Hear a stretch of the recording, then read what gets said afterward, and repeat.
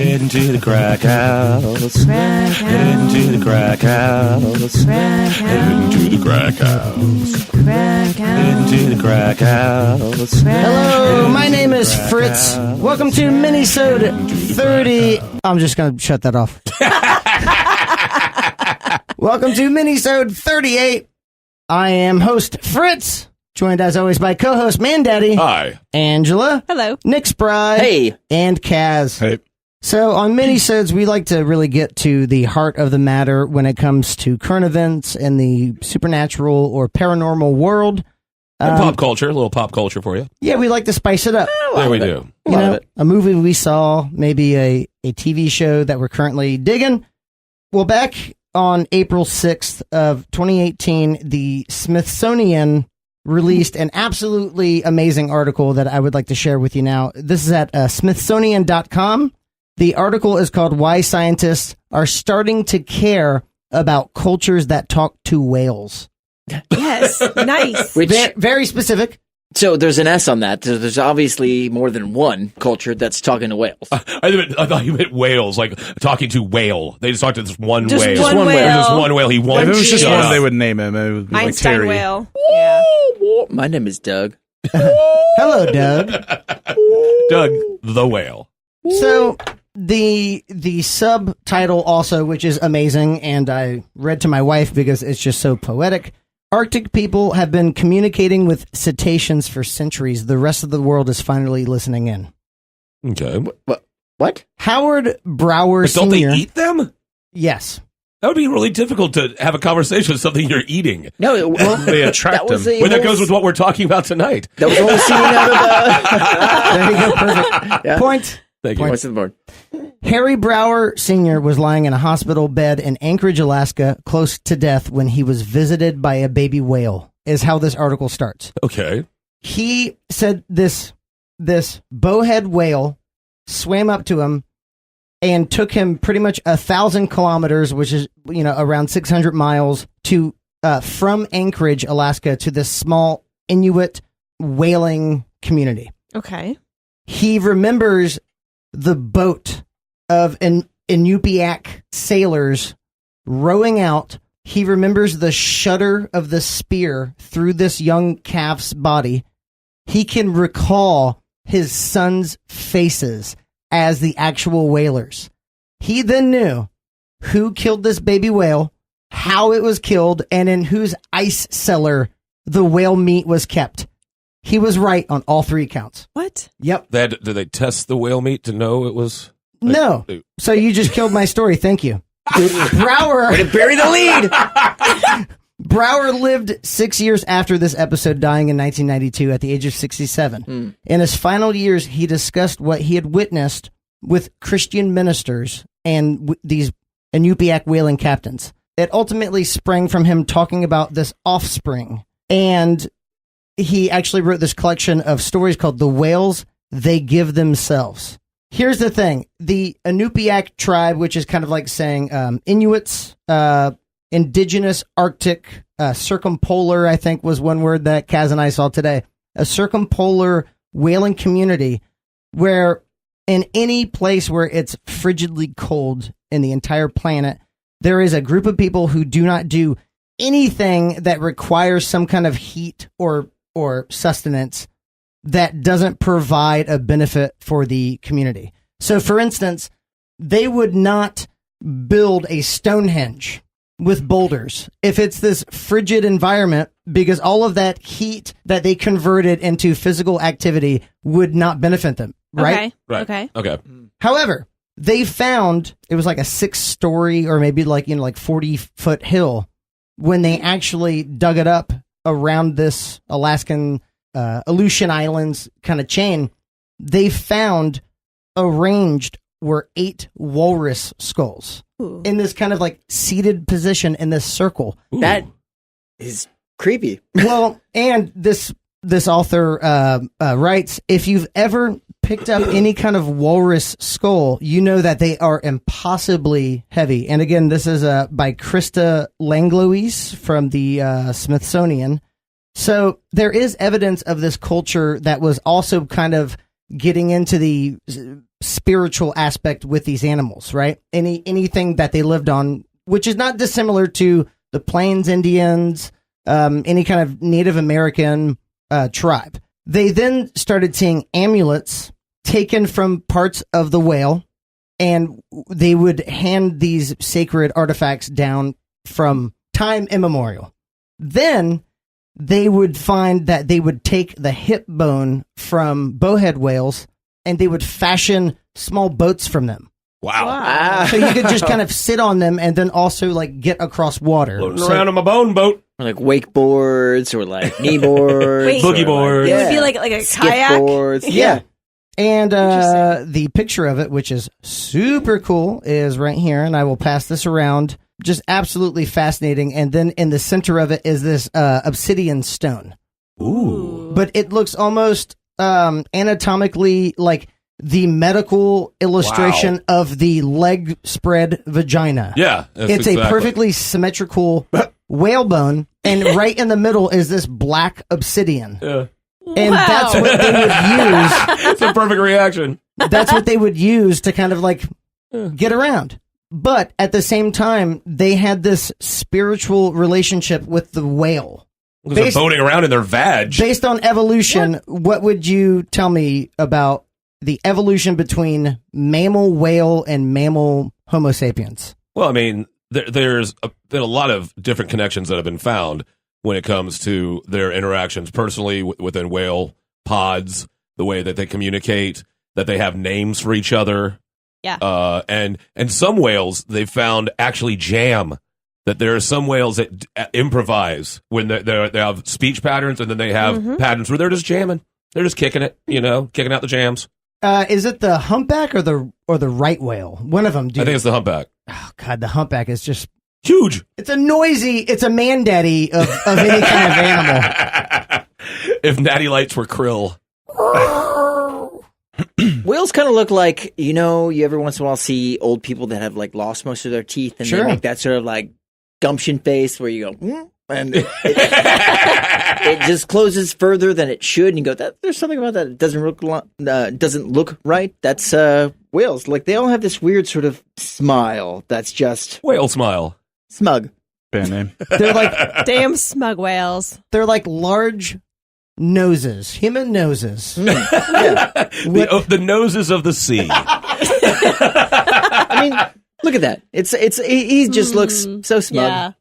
There is a scientific debate that whales and cetaceans, so dolphins, orcas, sperm whales, that's really freaky. That's a bowhead whale. That's a bowhead whale, yeah. Just very odd looking, but and also very ancient. yes.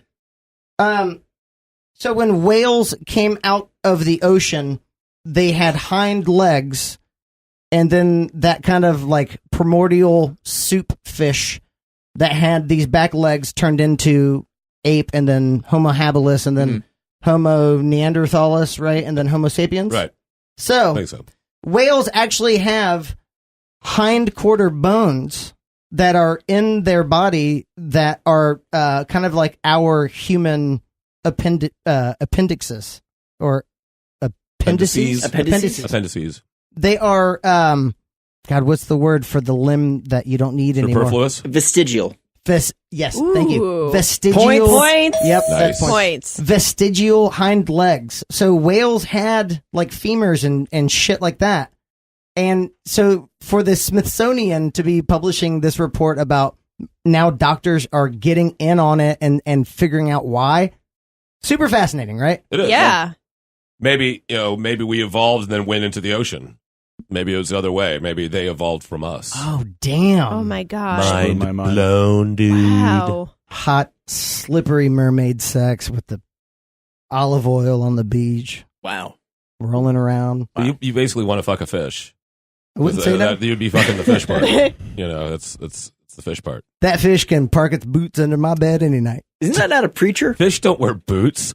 They Fish can wear a boots. boot. They can wear boots. Yeah. Unless they have like little boots they stick on their dorsal fins that just stick up for no reason. That's cute. little fish galoshes. Nick Spry, what you got, dog? So this week, instead of a word and instead of a double feature, I just want to talk about, over the weekend saw the movie. You know what? I'm just going to start with my Mandaddy beard pulls and let you know how much I like this movie. Damn. Ooh. I'm giving it a perfect score. Wow. Seven beard pulls. 7 on the entire Mandaddy beard pull full, scale. luscious beard damn. pulls. Yes. Starting out with a rating. Highly, highly recommend this movie. Okay. So I saw A Quiet Place this Oh, weekend. I can't Nice. wait. So this is a near future post-apocalyptic. I would call it more of a thriller, suspense film than a horror movie. Okay. There is a creature involved. So the premise is that in the near future, something happens where these creatures appear and they start killing people. I'm not giving anything away. So they hunt upon sound. If you make a noise, they're going to find you. They're going to kill you. So the story focuses around one particular family, the Abbott family, and how they have learned to survive in this new world. The story ensues from there. How they survive, and they're living under very, very auspicious circumstances that involve sound directly. So this movie was and is starring John Krasinski and Emily Blunt, who are in real life a married couple. They play a married couple in the movie. This is their first time on screen together ever. Well, Angela talked about this months ago, and Yes. no one had heard about it, and we watched the trailer. So It yeah. looked really good from the Oh, trailer. yeah, we watched it so here. I'm so glad that it lived up to that. It's incredible. Me too. yeah. I think I figure out how they came with the concept. Like, I have to work with you. Okay, I just don't want to hear your voice all day long. Wait, I've got an idea. Oh, well, okay. So along that lines, like a little piece of trivia is that the original script for this movie only had one line of dialogue. Wow. Most of this movie, and I saw it in a Dolby theater, so the sound was extra good when there is sound, but I would say 90% of this movie is silent and involves sign language, and it's a very, very tasteful use of subtitles, but it doesn't need it. The story is told visually in this movie. So this movie stars John Krasinski, who most people know as Jim from The Office, the American version of The Office. Spoiler alert. Yes, he is.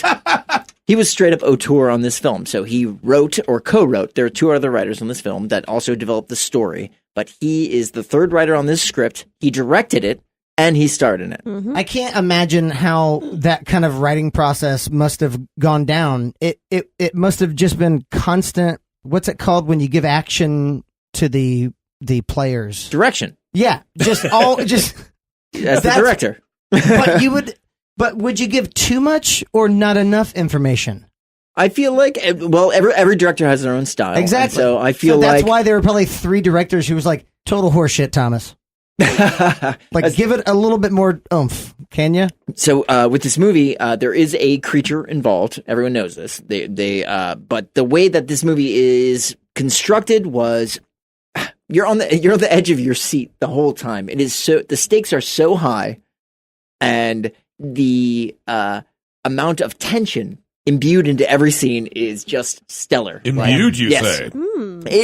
He can't. He's squirming like in his pants. Yeah, it's this Very movie. jazzed. Got the squirming jimmies? Okay, so yeah, I got the squirming jimmies, but there are also moments in this movie that make it very human, and there are intimate moments between this family. Especially, it's cool to see Jim Krasinski and Emily Blunt, who are a real life married couple, on screen and have love scenes together, and it makes something that gives you sort of the feeling jimmies, the feeling jimmies. It really You get in trouble for feeling jimmies. Well, You better know that, Jimmy. And they speak in sign language. So this movie is doing really, it's killing really it. well. It cost approximately, let's say, $17 million to make. In the first weekend, it's made over $100 million. Boom, shakalaka. Do they actually speak? They do. They communicate with ASL? They do. They use real sign language in this movie, and it is not an entirely silent film. There are moments of dialogue with one another, but they're done so cleverly because the importance of sound as a stake in this movie. If you create sound, this thing is going to show up and find you and kill you. I'm not giving you anything away in this movie. That is the premise. Right. So much happens, and it's so cleverly done, and it's such a simple idea, and it's so terrifying. I really can't. Everyone needs to go out and see this movie. I can't Support wait. this film. Oh, it's doing really well. I mean, I haven't heard anything but praise for it. who was it said that John Krasinski? Oh, Ryan Reynolds says that John Krasinski is his father now. Oh, he said the movie is so good. He's like, okay, you're my father now. Yeah, Ryan Reynolds? okay. Yeah, So yeah. so That's funny. it revolves around a family where John Krasinski is the father, Emily Blunt is the mother. They have 2 children. One of them, Millicent Simmons, portrays a deaf girl in the film. She is actually deaf, Which is, when you think about it, that's terrifying because you don't know if you're making the sound. which becomes a thing. Of course. It becomes a thing, and it's just you don't really laugh. There's moments where you might have a giggle, a moment of brevity, but you definitely cry and you definitely sit on the edge of your seat the whole time. You only Wow. need the edge. Yeah, you only That's need fantastic. the edge. All right, that's A Quiet Place. That's awesome. I guess. Fantastic. And you know it'll be easier to bootleg because it won't have a bunch of huge Korean subtitles you have to worry about. You know, so it'll come out quicker. Yeah. Not advocating for bootlegging of all. I'm not advocating subtitles. Not advocating anything. What you got over there, Angela?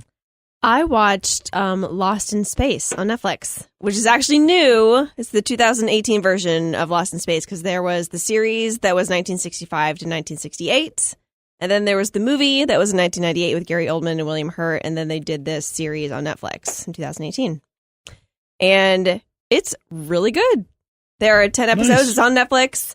And Parker Posey actually plays Dr. Smith, which is usually played by a man. That's So they cool. did a whole like gender bending role. That's badass. And I really think that her character from Dazed and Confused, this is what her character would grow up to be, this manipulative Oh, bitch jeez. That's good. That's awesome. that has been through some shit. So if you've ever seen any, which I've actually never seen the old movie or the show.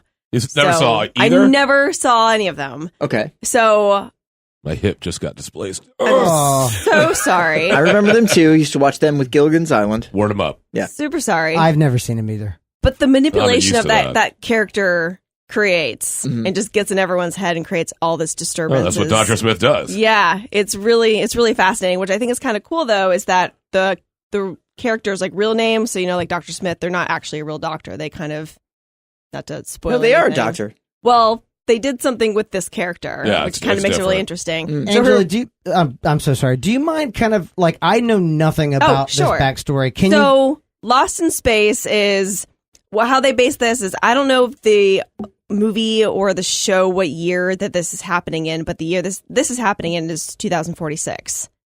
So A very near future. Yes. That's okay. Yeah. So some celestial being has come in and basically created like an extinction event, Oh, and humans have got to leave Earth. Hmm. So they have something called the Resolute, which is like the main spaceship that they're flying off on, and they have these little Jupiter pods. And so they're doing all of these different transitions from mankind to go to this other planet that they found called Alpha Centauri. but, Well, it's actually that's the Star system, constellation. right? That's Yeah. the system it's in. So they're trying to get to this other planet to move all of mankind, and you actually have to take like a test, and you have to actually pass this test to leave Otherwise, you die. Earth.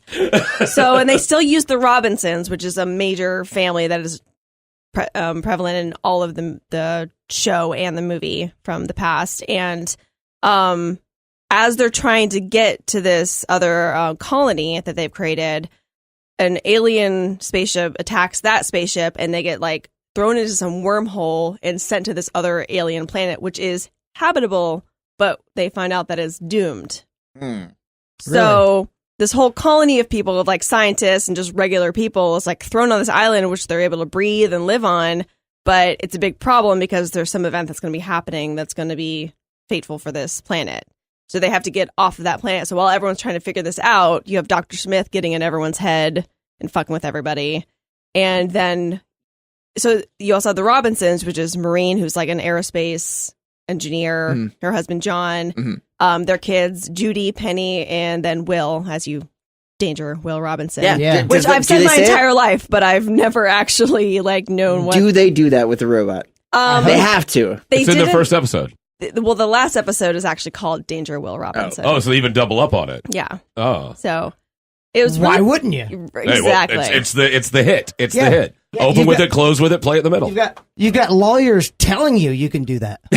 We bought this. You can say it as Go much as you for it. want for Have no it- reason. Just have it every other line of dialogue. What are you You got drinking there, my friend? Danger, Will Robinson. They wear T-shirts that say it throughout the whole episode. Trending hashtag Danger Will Robinson. What did you think? Because this trailer would autoplay on pretty much every time I would open up Netflix. There are some times where it's a little cheesy, but I think overall they did a really good job with it, and you're very invested with the characters. Every episode has some drama thing that's happening. They're stuck in some tar pit. They're running out of fuel. They have to get up. And it's like every episode has something. Quicksand. Yes, exactly. Yeah. So it's 10 episodes. Of course, each episode is like an hour because that's all those TV shows now. Yes. But I think it was really well done, and I really enjoyed it. Nice. So out of Mandaddy beard pulls? I would give it like a 4.5. Ooh. 5. Still worth the investment. Yeah, absolutely. Worth your time. Yeah, I think it was really well done. If there's one thing we've learned from these minisodes is that y'all can binge some shit at your place. Oh my God. You got some binging going on at your place. Well, it came out last week. Nope, already done. It was released on Friday. Yeah. And see, awesome. Not lying. And you know, I wouldn't necessarily sit all day, but Mr. Angela, he likes to watch things I know we opened for them in Tampa all day, and then I get sucked into it, you know. So it was really good. And another thing that is not very like sci-fi or paranormal, but we did watch The Florida Project. Oh, wow. I heard that was which excellent. Was an incredible movie. Yeah, I saw the last 3 quarters. I recommend everyone watch that, especially if you live in Central Florida, because they shot everything here. Do you have a little bit of guilt, like I do? Yeah. That I didn't know this was a thing. Yeah. Oh, really? Yeah. So basically, the Florida Project was the nickname given to Disney, like Disney World, right. when it was being built here, because no one wanted to actually say that that's what was going on. Because he was already a well-known multimillionaire. Correct. So this movie is based in present day, and it's with all the extended stay places around Disney, those like really slummy motels that are in like the you pay by the week, area. by the month. Exactly, you pay by the week. Off of like 192, is it? Is that? Yeah. Yes. I mean, where this motel is based in is actually, you'll recognize it's like right where that helicopter takes off over I-4. Yeah. You know? Right there. So, and it's basically about people who live in this motel, and Willem Dafoe is in it, and he's the manager of this hotel. But you're really following these kids that are raised by these parents who really should not be parents because they're prostitutes or druggies or whatever. Or both, usually. Not responsible, socially functional human beings. Yes. So, Friends of the night. And the little girl who's in it. So good. She's amazing. And they're not actresses. I think they found them there. Especially the mom of the little girl, they actually found her on Instagram. And her daughter in the movie, that actress is so incredible. And at the end, I don't want to spoil anything. The ending will make this. I got choked up. Yeah. Tears. That girl does this thing where she's like saying goodbye to somebody that you can't help it, but just have this emotional reaction to it. Damn. And it was really, really good. I mean, it's a movie that I would own, that I would watch multiple times. And if you live in Central Florida, you recognize everything. Yeah. Every scene where they are. So it was really good. So how would you rate that one? I would definitely give that 7. I just thought it was incredible. Really? I loved it. I thought it was so good. 2 7s. That's 14 Mandaddy beard pulls. That's a lot plus of beer pulling. 4.5. So that's going to be 18 and a half beer 19, pulls. yeah. You're going to start losing some hair. All right. Wow. What you got over there, Kaz? So I have the news that Preacher Season 3 is going to be premiering on Sunday, June 24th. Already? Is that why you've been so quiet and reserved? Just tonight? pious, yes, with reverent anticipation of Preacher Season 3. Is this one of your favorite shows? I liked the first 2 seasons a lot. It was good. It snuck up on me. I thought it wasn't going to be that cool. It seemed like it was going to be... It's well done. Yeah. I agree. I still haven't seen season 2. Huge fan of the comics. The second one was the show is very solid. Yeah. Very entertaining. Now, Yes. I'm sorry, but at this point, I pretty much made a career out of it. What is Preacher? Can you explain? It's a comic book. Oh, I forgot the guy who wrote it. It wasn't Gaiman. Neil It was Gaiman. Was it Ennis? Garth Ennis? Yes, Garth Ennis. It's about a guy who essentially is a conflicted small town Texas preacher who receives a superpower, and he doesn't know. Basically, he has the word of God. He can say something and people do it. It's not a superpower. It is the It's power the word of of God. God. It's the power of God. Right. So he uses this to participate in a celestial sort of battle that's already happening between good and evil, and he kind of injects himself into that, and you get to see. I don't know. It's I liked it because they sort of candidly, just it's like in Texas, and then there's this guy, and he's dealing with small town Texas stuff. And then in the comic books, like the very next panel is like in heaven, and then there's like angels sitting around like a conference table, and then like the phone rings, and like fuck, we got to get. It just switches between these worlds of like heaven and hell and the other world very like seamlessly. I feel like you can talk more explicitly. The show's been on the air for 2 years, and if you haven't seen it, then like you can. I feel like you could say like he's. Well, tell me more about this battle between good and evil. I'm just taking this thing apart over here. Yeah. Oh my! All right, so are you a tweaker now? Are you like you're gonna take it apart in like a toaster oven later? Kaz just stopped and looked at me after this big kerfuffle, and I looked over, and one of our microphones had fallen off of a stand that I thought he was just kind of resting his hand on. Turns out he was pretty much. I was giving it like loosening a twirl, it, yeah. Dismantling it slowly, one-handedly. Several pieces now. Yeah. That Just mic slipping them into my now pockets. He's gonna beat us all with that. That mic was not turned on. However, he looked at me with this like hangdog look, and then I kind of gave him like a quick just put it back on kind of motion. And that resulted in Kaz just holding the mic like they a just cradled baby. it like a baby as I was like so worried. Like, did that mic hurt you? I didn't want it to get any further damage than it had already been. Well, you have nothing to worry about, but Thank my you. God, if you're just wondering, that's why Kaz has been very, very silent this entire Minisode. Reticent with focus of Reticent. dismantling said Right, yeah. stand. Exactly. So anyway, Preacher is it's good. It's not bad. I like the second season. I think picked up more steam than the first one did. It was that's where they like actually seemed to like get their money.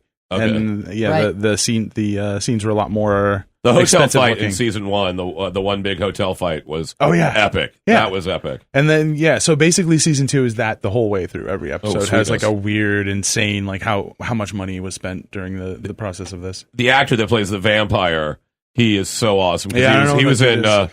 he played the character Rudy from Misfits. Rudy! And Okay. was just great on that show. Yeah, he's an Irish guy, right? I think so. He's supposed to be Irish in the show. His name but- is Cassidy. Cassidy in the show, but I don't know if in real life It was Irish. in fact the writer was Garth Ennis and the artist was Steve Dillon. So Nice. the painted covers that are very famous were done by Glenn Fabry or Fabry. I'm not sure. Yeah, the how art to style for pronounce the comic book was really cool. I Super thought cool. it's just realistic, but very still comic booky. Yeah. And white blue jeans. That's the thing. Wait, in the what? comics, he wears white jeans. oh yeah, Oh, yeah, okay. They're That's blue hot. jeans, but they're white. yeah. No, it's going to be exciting, and I'm 10 episodes. Season starts Sunday, June 24th. Very So cool. Awesome. check that So, out so on we can all AMC. binge watch it. Correct. If you haven't seen the first 2 seasons, I would check it out for sure. They're on Hulu. Are they? Yep. Nice. But this show is coming out on Netflix, or is it coming out AMC. AMC. AMC? Okay. That's be on TV. That's awesome. Well, dope All right, that's all I got. as hell. What I got, first of all, talk about TV in that genre. Just if you haven't been watching Legion, just stop everything you're doing and watch Is it Legion. good? It's fucking I've amazing. seen the first season. Oh, the new season. It's only 2 episodes in. It's freaking great. No, wait, hold on. Legion is the guy that was in Downton Abbey, Right? Yes. and he is a psychosomatic / schizophrenic, but not really. Kind of. Wait, yes, which guy both. from Downton Abbey? Matthew? Yes. Yes. His name is Dan what? Stevens. Something Gilby. Dan yes, Stevens he was on points. NPR. Points. It's just, stylistically, there is nothing like it on TV. It just goes for it, and and Aubrey Plaza is so Yeah. freaking amazing in She's it. still in this season. Oh yeah, and Awesome. killing it. All right. And so that just check out Legion if you're just into good TV, if you're into good avant sort of TV that's a little off kilter, that's definitely give it a look see. But right now, there is a huge 7-foot beast described as half human, half animal, terrifying people in Argentina. And this huge thing. Where's the picture? What half animal? It looks like some that. could be scary. Oh my god, that kind of Ooh. looks like Yeah, it's A skinny wolf. Yeah, very a skinny wolf. fox person. but it's about 7 feet tall. It's Do you kind of guys- like man hands. Yeah. it does. Do you guys remember the last known photo of the Tasmanian tiger before? It was like 1929 or something. No. It was like the last known species. It kind of looks like Yeah. that, but with a lot longer, A lot more with, like, arm, yeah. forelimbs and hind limbs, Yeah, Hind legs? hind and fore. hind fore. Supposedly it's already killed like 2 dogs. Jesus. And jumped down a bridge. It's just gotten into town. I know dogs that are way smaller than that have killed way more than 2 dogs. Hey, give it time. But give it time. He's new in Argentina. Still got to stretch. Someone has said, "quote: It is a demon. It can even shift into a cat or a big bird." What is with this accent? That was racist as shit. No, but it wasn't. I went with no. I thought that was no denomination whatsoever. But I think I tiptoed. I tiptoed right to the edge. All right, fine. I think it was right to the edge. So just look out. It looks almost like what you'd think a chupacabra would look like, almost. Okay. Which I can't believe we haven't done chupacabra yet. But so if you're in the Argentina area, I suggest looking out because there's a giant 7-foot dog creature running around killing people. How does it kill its victims and with its face? How do we all? Thank you. Classic. It's a classic method. How do we know that this and it's called what again? It doesn't have a name. Doesn't have a name. So dog cryptid creature? Yeah, just cryptid thing. Yeah. How do we know that it's already responsible for 2 deaths? Because eyewitnesses? It's so far butchered 2 dogs, a German Shepherd and a Pit Bull. So no humans? Not yet. So thank God. That's, give it time though. It's working its way up. After dog, I guess it would be like he has to kill like a coyote, monkey, and then a monkey, then like giraffe, I think. Giraffe is right before people, I think. Mm-hmm. Yeah, okay. Donkey? Donkey's in between. Donkey's right in between. Yeah, for sure. Donkey was the missing link. It is. All right, well, that is the end of the Minisode. Thank you very much for listening to us. We are Fort Fritz. Always check out the full-length episodes. Those ones have storylines and sound effects and theater of the mind spookiness. And some really disturbing stories, actually. And especially this week, mine's a little bizarre. So that's what we do. We are Fort Fritz. Thanks for listening. Please keep sharing. Please keep telling the people. The people need to know. And also, we lost someone who is... I don't know, like the great-grandfather of what we do, Art Bell. Yes. Art Bell, Coast to Coast. Oh, yeah. He passed recently, and oddly enough, he passed on Friday the 13th. Which is spooky. Yeah. And immediately after he passed, all the conspiracy theorists came out because, of course, they did with this guy. He's like Alex Jones without being a prick. Yes. So... He passed, and what would you like to say about it, Fritz? I know that he gave the Coast to Coast AM show over to George Newry, who I think from the mid-2000s on, he's been hosting it. But Art Bell, retired from radio after starting this show, I think in the early 90s. It's still syndicated on over 600 radio stations around the entire world, mainly from midnight until 5 a.m. When he retired, he decided to start up his own podcast called Midnight in the Desert, which is one of the most badass podcasts you can ever have, titled that, about the supernatural phenomenon. And I can remember listening to him on late night radios and being scared about to go to bed. And that's probably why I'm attracted to all this macabre shit, because of Art Bell. So Art Bell is gone from this mortal coil, but let's meet out in the desert at midnight for Art Bell. You're listening to Fort Fritz. Why are we so interested in the paranormal? Because, Larry, when we're done here on Earth, we all want to know that there's something else out there, don't we? And that is the land of the paranormal. And if there are ghosts, then that's proof that there's life after death, right? So would you say the most unexplainable thing is death? Of course it is.